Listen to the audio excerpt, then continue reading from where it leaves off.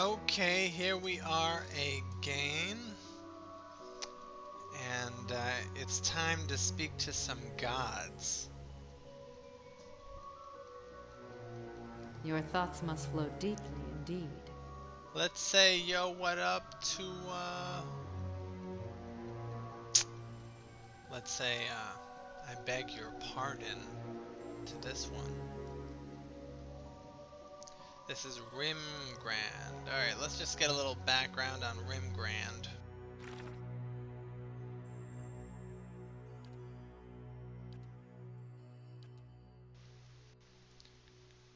Okay, is the god of entropy, cold, winter, bad luck, famine, and natural disasters.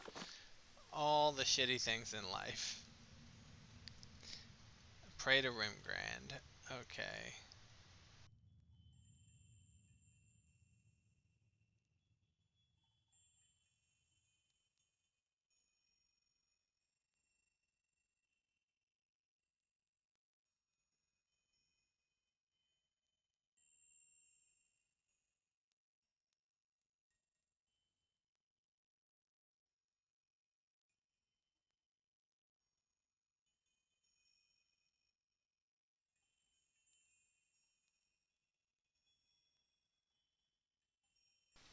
Uh, what is an answer without a question? No. Nothing that philosophical. This thing is about, like, natural disasters. Um, Maybe struggle is our fundamental nature. Your words seem to fade once voiced, as if they were cast into a vast emptiness. The hall grows deathly still and silent, and then the ground starts to tremble beneath your feet.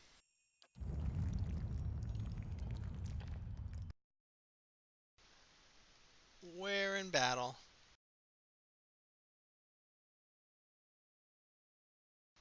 But where's the battle music?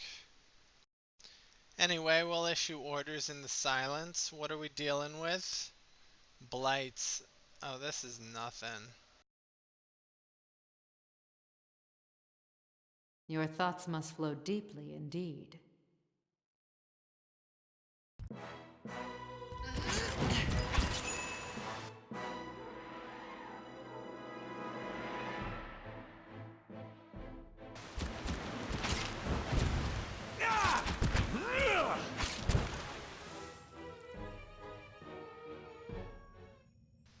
So you didn't like that one. Okay. We'll try again.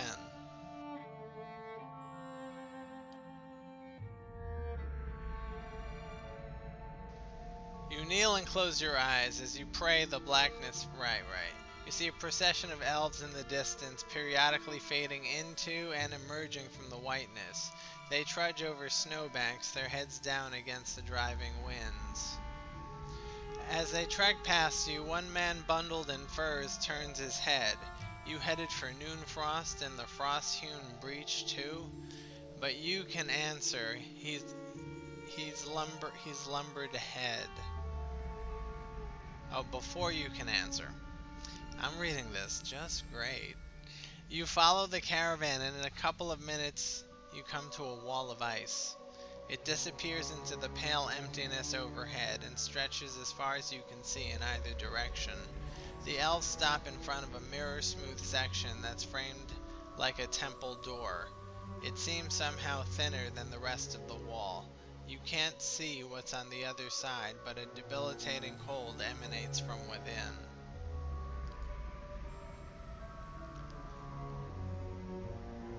The elves pull pickaxes and shovels from their sealskin packs and begin hacking at the smooth their implements flying through the air in swift shining arcs. Though they throw their bodies into their labor, not one of them so much as scratches the polished ice. Yet with each blow, somehow, something bellows in the distance. Eder calls out to the elves, "Hey, you want to hold off on that?" But that howling wind seems to swallow up his voice. The elves hack away, seemingly oblivious to the furious lowing and to the tremors under your feet. The snow has risen to your knees. Your legs feel frozen in the drifts. Get the elves' attention. You grab the nearest elf by the shoulder, shaking her and yelling over the howling winds. You point in the direction of the booming noise, but she only scowls. Leave us, traveler. We've got to get through. We can't stay on this side any longer. But you haven't even chipped the ice. I know. That's why we've got to keep working. She turns away from you to take another swing. Swing? You mean swig of her ale. Uh, wait. You watch as the elves continue to work at the ice. They pay no heed to the rumbling roar or the numbing wind. Their movements, however, gradually slow. They labor at the ice with arduously sluggish movements until they finally freeze in place, some mid-swing and others preparing for the next blow. You touch the elf nearest to you, and he crumbles into a mound of snow. A final gale blows past, scattering the remains of the elves in a chaotic flurry. You notice a single spiderweb crack in the smooth barrier.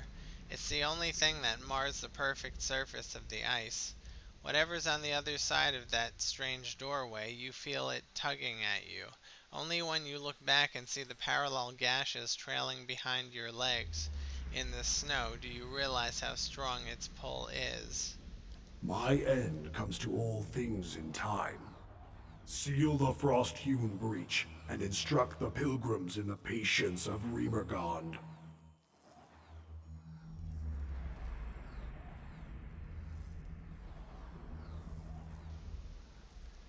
Uh, Plug the hole with a handful of snow. You fill your hand with snow and shove it in the crack. It hardens instantly, and a hoary rime grows over the smooth surface of the frozen doorway, fusing it with the rest of the wall. When you take your hand away, a perfect crystal of ice remains in your palm. As you examine the crystal, the vision around you fades, but the unmelting shard of ice remains in your hand.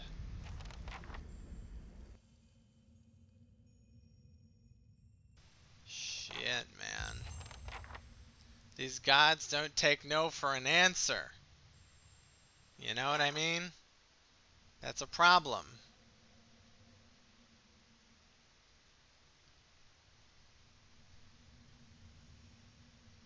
I think we hit up everybody, right?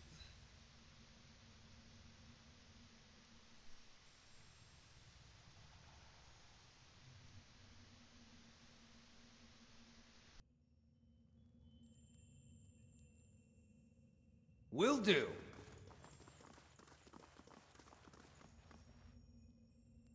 That's Hylia. That's Gawain. That's Rimgard. And that's broken. And then we're back to Barat. Is it Barat? Borat. Borat, the god of death. Very nice.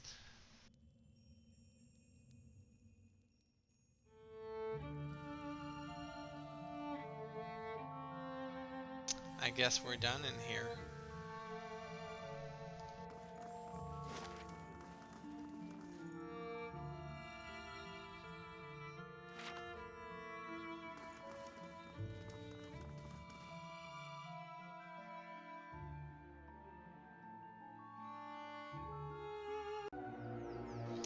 Well, alright, now this is what our journal says.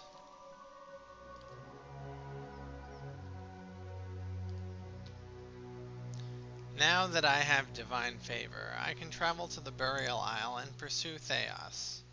It seems, however, that the gods are willing to offer great power in exchange for a promise to deal with the stolen souls in the manner of their choosing, and they don't take no for an answer. There would, however, be a price for betrayal. I swore to Hylia that I would return the souls of hollow-born children. She gave me her power.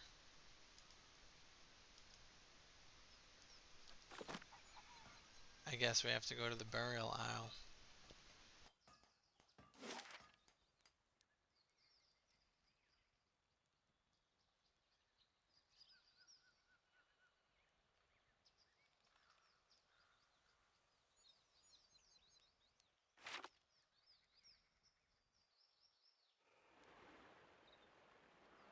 Stop right there.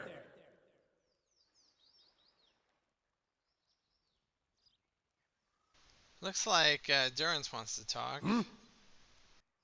What is it, Watcher?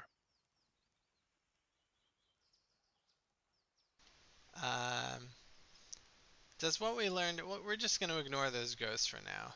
Does what we learned about Woudica trouble you? It stinks of her. It is justice, but if her greater purpose was to think Margaret would fall prey to such deceit. And Aethys, Widewin had always claimed to be invading Deerwood to free it. What if it were true? What if he had come to stop Woudica's plot before it began? Surely Aethys earned his death at Godhammer Citadel, but not for those reasons. Not to keep him silent. If such a thing has brought about this chaos, must we always be tools of gods? If Woudica and Margrin, if they are the cause of this, the Hollowborn, if the purges were never necessary, if Aethys was fighting back,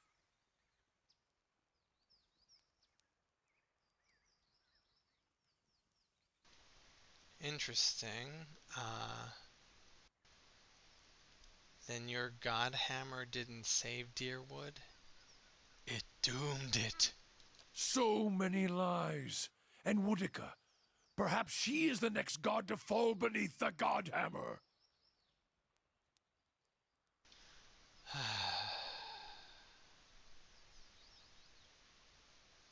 Would it have been better had you been spared this knowledge? No, I am glad to have walked this far with you, seen this truth. Perhaps it was what I was meant to see, with a watcher's eyes. All these dances of words and intrigues, machines of men, twisted, ripping the souls of children, and by the gods, the goddess of justice. If I could end her like Aethys, Margrin burned her once. One can do so again. I wonder how much spit and spittle this voice actor got on his microphone when he was recording. Woudica, she must answer to her own justice. Justice or revenge? Anyone with a shred of spirit seeks both justice and punishment. It burns in the heart of anyone who lives. All seek it. If the world does not balance, we all drown in the oceans. And the gods would not care. Margrin, she must be redeemed. And punishing Woudica, that will serve.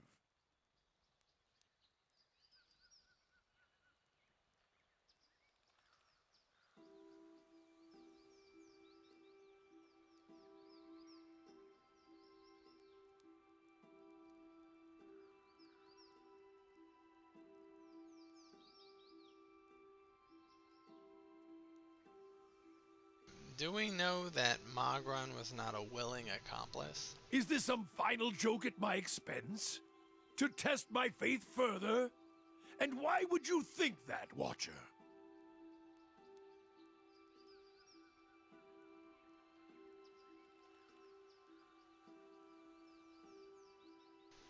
The others who made the God Hammer, they all died, didn't they? That's why I saw their symbols fade from your staff. If all you have are questions, then I have enough of those. She is a bitch of a goddess, to be sure, but even a whore only goes so far in crossing those she serves. I'm not certain, it's just a feeling I have. That is all you have, a feeling. If feelings provoked me to say every thought that crossed my mind, get gone and leave me to my thoughts.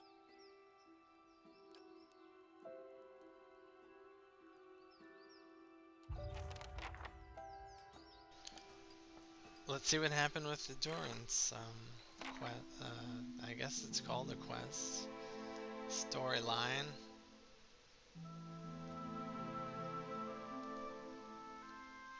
Learning that Woudica is responsible for Wadwin's legacy leaves many questions about the circumstances of the Saints' War and the destruction of Eothas. Durance may have further insight. Durance was unsettled in discussing Woudica's plot and the death of Eothas. It seems probable that Magran would have been in league with Woudica, given that the God Hammer was Magran's work.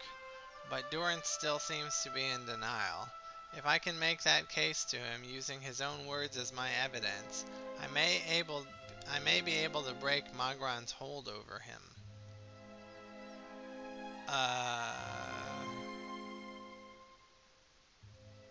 Okay, so I guess we want to separate him from his god, is that it? Sounds strange. Mm-hmm. You're in the wrong city, Inquisitor. Did you think you wouldn't be recognized here in your old home? I've seen your trials with my own eyes. Okay, I'll read the rest. I'll take it from here, fine voice actor. I have seen you light pyres with good people tied to them, people I'd known many a year. He seizes you by the throat, and your airway tightens. Whether real or imagined, you cannot tell. They deserve your confession. He raises the point of his sword, holding it a hair's breadth from your eye. Soros, what are you doing? Startled, the soldier releases you immediately and turns to face the speaker, a woman in a plain wool tunic, fully a head shorter than he, but somehow seeming to tower over him. You have seen this woman's face before, but from afar, bloodied and burned as she lay stretched across an iron wheel. At the moment, it is marked only with concern. An assassin sent by the Inquisition, my lady, daring to approach our camp. If he is so poor an assassin as to approach an armed guard in daylight, I should have nothing to fear. I would hear what this man has to say. She stares him down until he can no longer face her. He turns away sour-faced, watching you through sidelong glances, his knuckles white around the pommel of his sword. My own brother. Returned home. I never dreamed this day would come. I had no right to expect it, not the way we left things. I don't want to be here, apparently.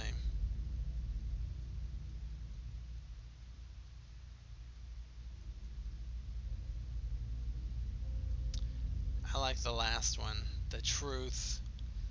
Grand Inquisitor Theos Arcanon dispatched me here to spy on you. Are things as desperate as that over there? I'd never have known. I hope your next assignment is more stimulating. Listening to my lectures is dull work for a spy. I thought for sure you were lost to me forever when I learned Theos had declared an inquisition. It's a great relief to see that our family was not so easily torn apart. Whatever your reasons, I've missed you over all these years. Having you here now, at a time when I'm surrounded by strangers, is a wonderful gift. I would like for you to stay here, in our camp, as my guest. My Lady Ivara, I beg of you. This is an Inquisitor. This is a desperate attempt on your life. The only way it can succeed is if you allow it to. This is a missionary, same as I was. Taught the wrong things as I was. If I can't have faith in one man's ability to reason, once he knows the truth, what hope do we have? My lady, he admits being a spy. That should make him less of a threat, wouldn't you agree? I have nothing to hide. All I see here is an opportunity to persuade someone who could help us. We have many former missionaries here. They are our most loyal, our most helpful. Many have died for us. These are not people we should be turning away. And if the Inquisition wants my life, they can have it. But they know as well as I do that my cause will not die with me. Come, we have much to talk about.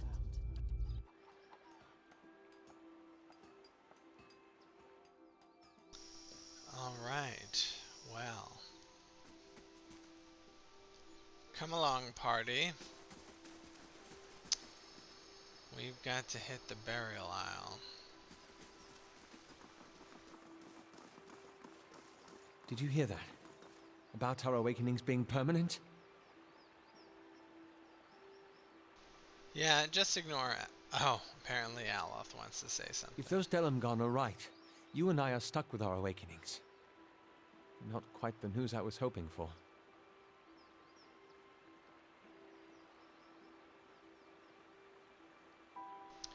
It distresses me, too. You mean the knowledge that your mind is an unraveling thread and the man holding the other end is a millennia-old priest? Your concern is understandable. And while I hate to turn the subject back to myself, this all has me thinking about Isilmir. I'm stuck with her now.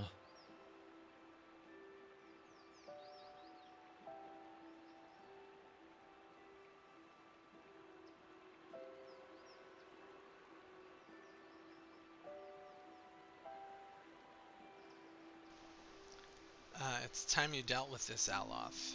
I know. And on the bright side, I've got plenty of time to figure out how to deal with her.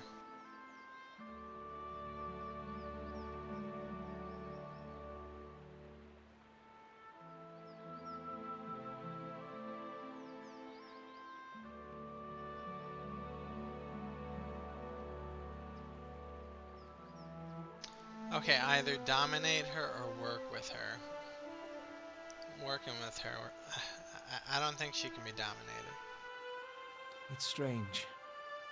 I've lived with her most of my life, and I've always seen her as an adversary.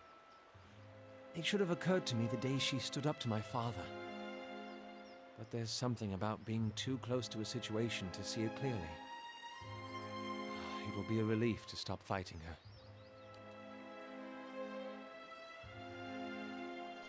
Even as he says it, something struggles within him. The muscles in his face twitch and his skin quivers.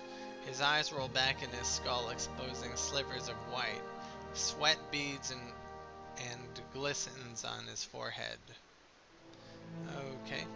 After several seconds, he sighs and looks back at you. That wasn't as difficult as I expected.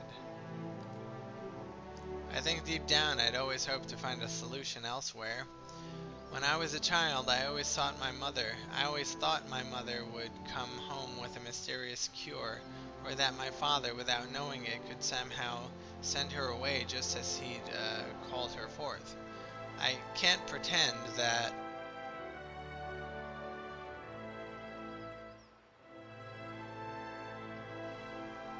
I didn't spend years of my arcane training hoping that one of my instructors would have the answer somewhere in his grimoire. When I joined the Leaden Key, I hoped and believed that with enough loyal service, I'd gain the ear of someone in the organization who could help me. Even when I met you and realized your unique talents, I hoped that you might be able to reach into my soul the way I've seen you do with so many others.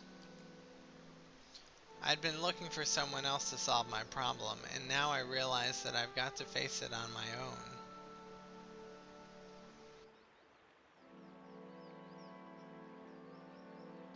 That's how it's supposed to be. No, he is not that wise.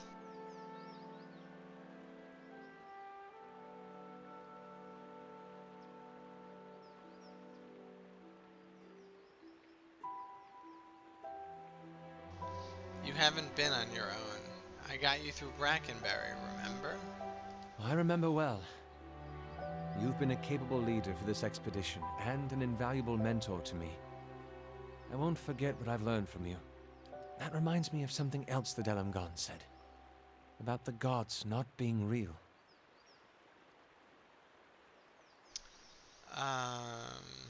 But obviously they are, and they're kind of demanding and angry. Even Hylia was kind of angry. I expect we'll figure out what that means eventually. Yes, I suppose so. Still, I can't help but worry at the state we'd be in if that was somehow true. If there were no power guiding us in this life and shepherding us to the next.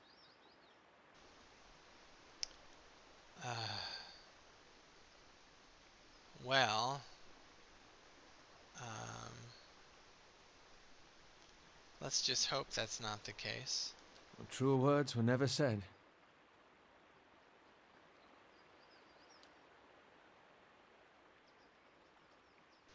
So, you've made peace with Isilmir. What's that like? Relaxing, more so than I expected. As contentious as she is, I imagined that letting her in would merely unleash the torrent, but now that I'm not fighting her, it seems she isn't fighting me. He sighs, and you were right. I've found much to learn from her. Aloth looks at you with quiet attentiveness. How may I be of service? That's all. And that's all. So I'll see you in the next edition, and hopefully we'll, fight something.